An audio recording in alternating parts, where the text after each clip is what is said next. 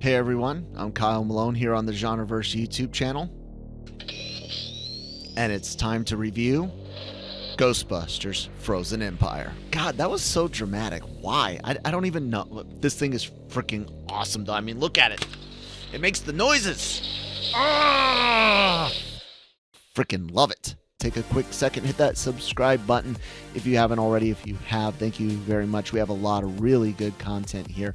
Anime reactions, trailer reactions, podcasts, live streams, and so much more. If it's not a reaction, it goes up on your favorite podcast app. The website, lrmonline.com, where all of our content also goes, as well as traditional written or, typed entertainment news and reviews, celebrity interviews from the LRM YouTube channel, and more. And of course, check out our merch. We got a link for that in the description box down below as well. So look, I'm a lifelong Ghostbusters fan. I've even got my love for the franchise emblazoned upon my skin permanently. And I've had a lot of strong opinions about pretty much everything to come out since the originals. We've had some really good comics from IDW, a good cartoon, well, mostly good cartoon with the real Ghostbusters. Early seasons, of course, being much better than later when it was like Slimer and the real Ghostbusters. And I did enjoy Ghostbusters 2. I'm young enough that was good for me, although I could definitely see it doesn't hold up as well as the original. I can see why like my older cousins and my dad were not as into it as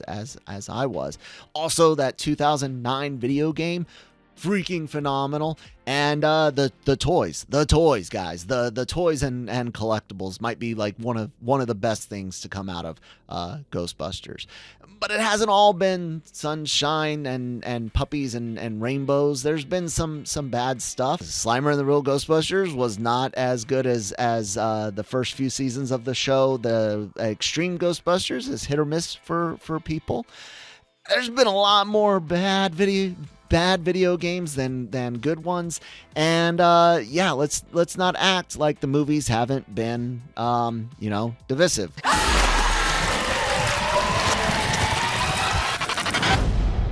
That stuff went everywhere, by the way, in every crack.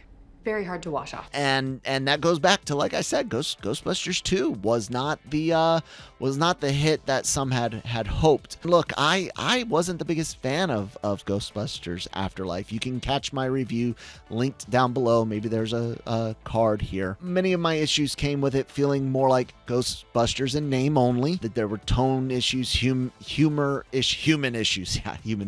Humor issues. Go check out my review if you want to hear the full context. But I think after seeing Frozen Empire this past weekend and having some time to sleep on it, think about it, I'm ready to review this movie. So I'm going to do this mostly spoiler free. There will be some spoilers all in one chapter, the timestamps thing that YouTube has. So if you are looking to avoid spoilers, you can watch all the way up to that point. I'll give you another warning. And if you've seen the movie, just watch all the way through. Give me that beautiful watch time. We will really appreciate it. Frozen Empire's set not too long after Afterlife, Afterlife, and we join the Spanglers along with Gary Gruberson, who's played by Paul Rudd, as they are now busting ghosts in New York City out of the old firehouse. During a job, McKenna Grace's Phoebe causes some collateral damage, as Ghostbusters will. And this brings the team / family under the scrutiny of now Mayor Walter Peck, who sidelines Phoebe because, well, she's a minor doing a dangerous job, and he rightly points out we don't let cops or firefighters hire minors. The junior cops and firefighters don't do, the dangerous parts, but we don't let them do dangerous jobs, so she'll have to wait until she turns 18, sidelining the character. But hey, you're going to need her back because new big bad Garaka is here to put the city and the world into eternal winter. Oh, and we can't forget about all the callbacks. Callbacks to the first film, callbacks to the second film, callbacks to Afterlife, because, just in case you forgot. So let's talk about the mostly good here. This does come off like an episode of the real Ghostbusters, which is good because it makes it feel more Ghostbusters than Afterlife did, and it takes some cues from the phenomenal 2009 video game, such as the tech upgrade stuff and Peck being back as an antagonist. Both things that I'm down with. I'm happy with. Those were definitely positives, and the humor is better. There's more like Ghostbusters type humor, more job humor, more stuff like that. They do kind of go too much into some of the adult mature humor, like overcorrecting, but we'll talk about that a little bit later. Mostly better jokes, mostly more in line with what I would expect from a Ghostbusters movie.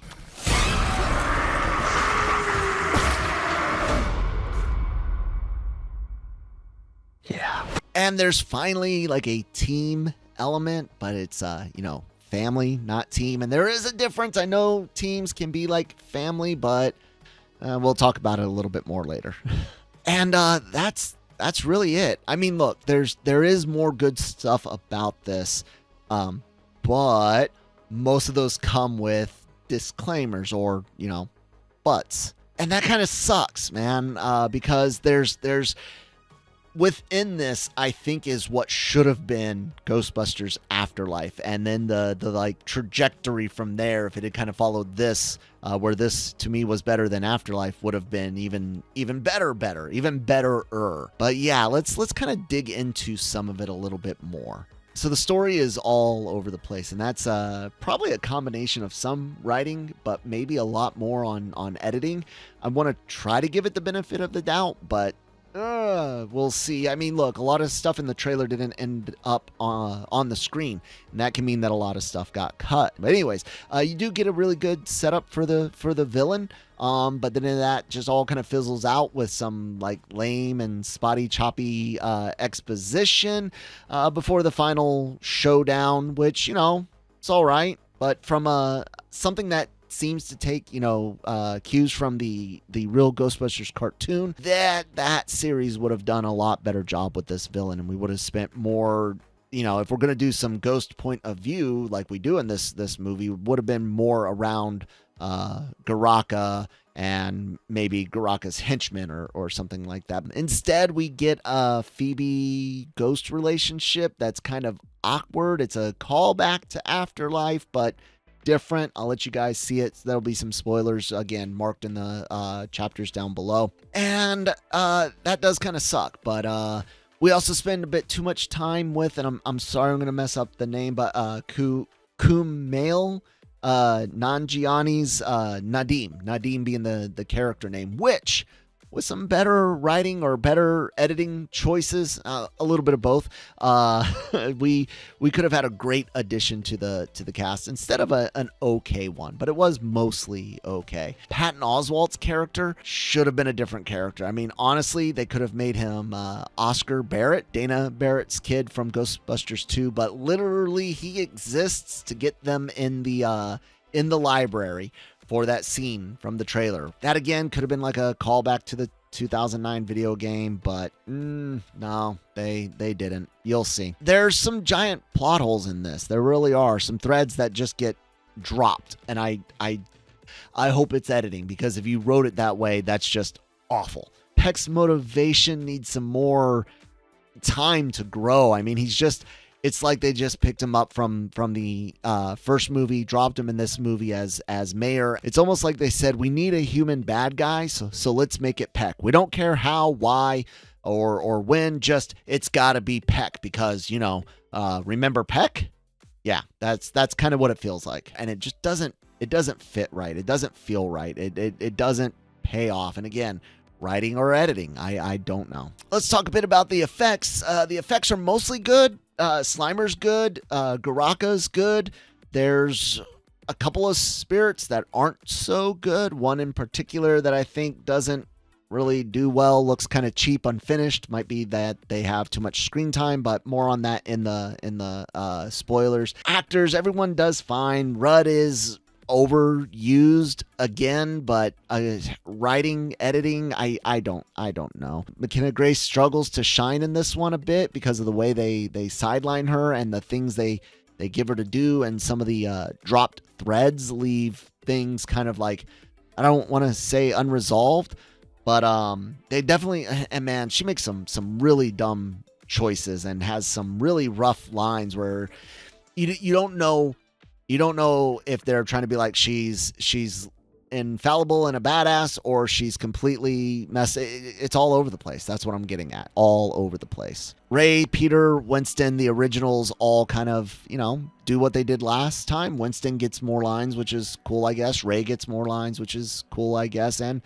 Peter, played by Bill Murray, has Bill Murray doing what Bill Murray does these days, which is, phone it in. But hey, he did that pretty much on all of them except for the original. And again, the Nadim character, wasted potential. And lastly, Ghostbusters was never really a family movie. Yeah, don't get me wrong, it's family friendly. It's a movie for families, but it's not a family movie. It's not a movie about family. This is not Fast and Furious. This is Ghostbusters. It's blue collar co-workers in a fantastical setting. And that makes these last two films feel really weird. In a way, Answer the Call, while still awful in its own right, was more Ghostbusters than either of these two films, but like I said, it was awful in its own right. And this is very weird territory with the family stuff, but this did blend it better than Afterlife did. I just, man, I would really like to get back to a more traditional Ghostbusters feel. Doesn't have to be the classic guys, but a more traditional feel. And so here, what do I grade this film? Well, I can't give you guys a fully realized grade without going into the spoiler stuff. So before we do the spoilers, I'll put it this way. Here's my ranking of the films, not grading, but the ranking of the films, with the best one being Ghostbusters, the next best being Ghostbusters 2, followed by Frozen Empire, followed by Afterlife, followed by Answer the Call, with those last two being neck and neck with each other, but for completely different reasons. And that puts Frozen Empire dead middle. It is traditional definition of mid. It's lukewarm, If you haven't seen the movie yet, don't watch any further. Go see it and then come back and watch this and then get my final grade and full complete thoughts. So spoiler warning, guys. Here's the spoilers. There's going to be two things kind of combined here. Some of them are just general gripes, and then some of them are going to be specific about story things. So a couple of general gripes up first. No song at the beginning. Again, we have this great build up with the ghost and with Garaka and everything set in 1904. He's freezing this adventures club, and we got the perfect moment to do the Ghostbusters music at the beginning of the Ghostbusters movie, and they didn't. Why? They just don't do it, and I don't know why. It's wholly disappointing. I maybe because in the first movie, but in Afterlife, it's like a reboot, if you will, and you don't want to use it because you're setting up something new, something different. But here they don't. No, it's just the intro logo, and then boom, we're into the chase that you see in the trailer with the big blue alligator sewer gator ghost, whatever it is. Speaking of that one, this movie again just kind of craps all over the original's tech stuff, where the Ghostbusters could wrangle ghosts with their hands. They didn't get dragged by ghosts when they're caught on in the stream. But we're having to chase the ghost with a car. We can't just hit the brakes and hold the ghost in place, or at least struggle against it. No, we got to use a speeding car to keep up with it. Another call back to Afterlife. Hey, remember when we did a car chase ghost busting? I don't like that, man. I hate changing stuff in universe like that. I really do. It's a little thing, but it pisses me off. So let's talk about Melody. This is the ghost relationship that Phoebe has throughout the movie. She meets her playing chess, where they do a fake out where you think you're gonna see Egon again, and it's like, nope, here's Melody and all of her wonky not CGI, well, I mean it is CGI, but wonky special effects. it's a weird relationship. They get Phoebe to go do something stupid, basically commit suicide using this machine, and this is a big plot hole. Like this machine that can separate spirits from objects makes sense. Spirits can haunt objects, but somehow they don't explain in the movie why it has a timer that you can, have the object immediately be re-haunted. But Phoebe uses it, sets herself a 2-minute timer so she can see what feeling a ghost is like. And this is all part of Melody's plan, working with Garaka to release Garaka and allow her to see her family on the other side, which she doesn't even know is a real thing or not. Do you see how confusing it can be?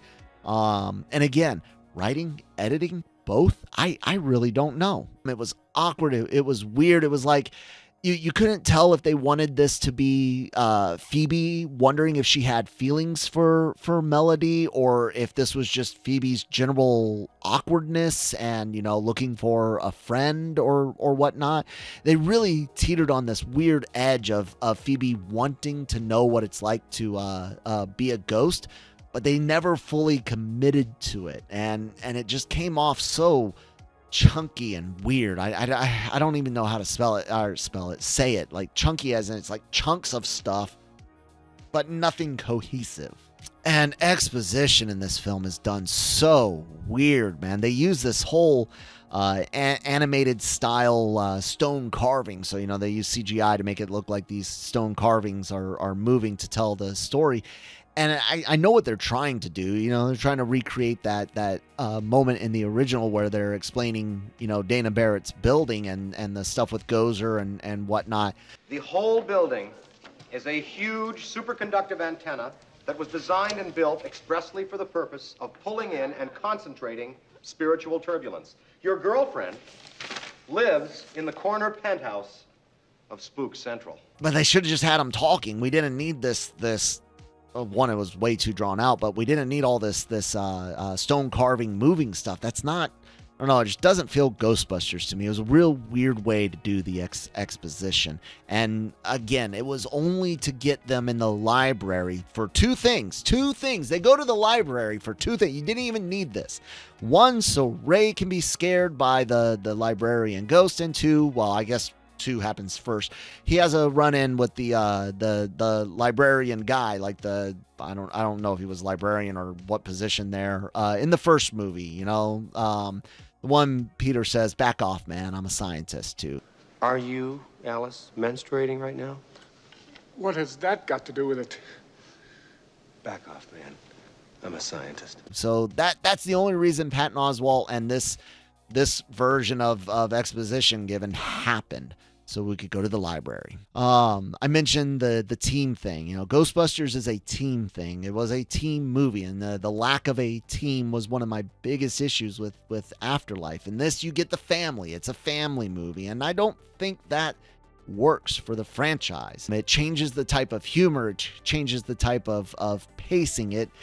And look, I never as a kid, when I wanted to be a Ghostbuster, I wasn't like, I want to be a 10-year-old Ghostbuster. No, I wanted to be an adult Ghostbuster, so that way I could carry around the Ghostbuster pack and not have it crush me. I don't know why Hollywood feels like kids need to I don't know why they feel like everything has to be kidified. I don't. There's things that it works well with, and things that it doesn't work so well. So there's a thread that gets dropped in this movie completely, and it's upsetting because you would think it would be a major one. Phoebe, who's supposed to be sidelined, not taking calls, not going out and busting ghosts, goes out to bust ghosts while her family is out busting another ghost.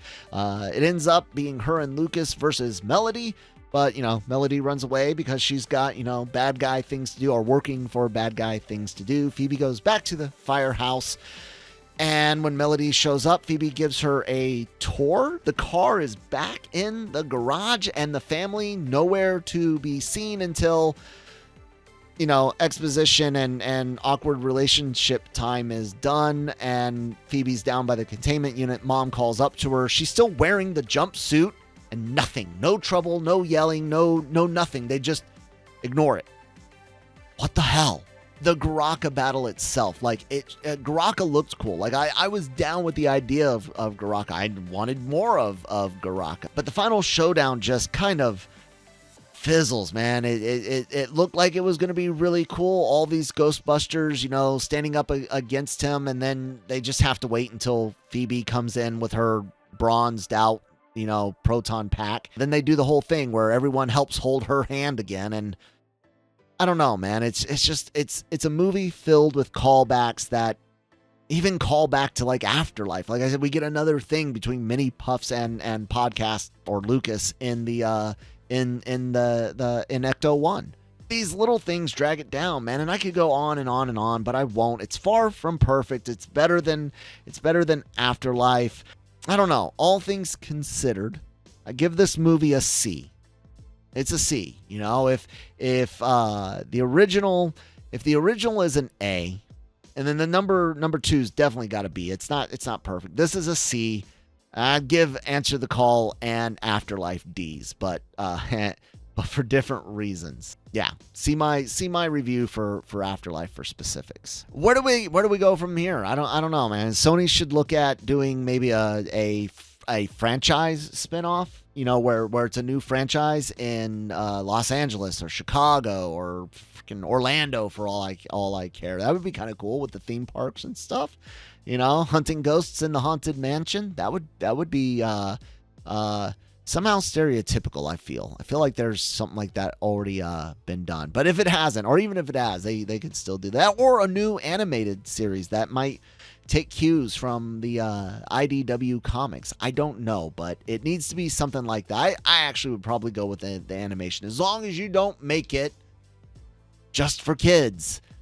Kids can enjoy grown stuff too. Like, I was a Star Wars fan as a kid based on the original trilogy. I didn't need all the cartoony stuff that it has these days. I was a Ghostbusters fan as a kid without any kid Ghostbusters on screen. You know, I was a fan of stuff like the Terminator, like Rambo, like all those action things that weren't kids. They weren't. So it doesn't have to be filled with kids to be family friendly or kid friendly, and I think Sony needs to remember that. So that's my review. It's taken me way too long to record this.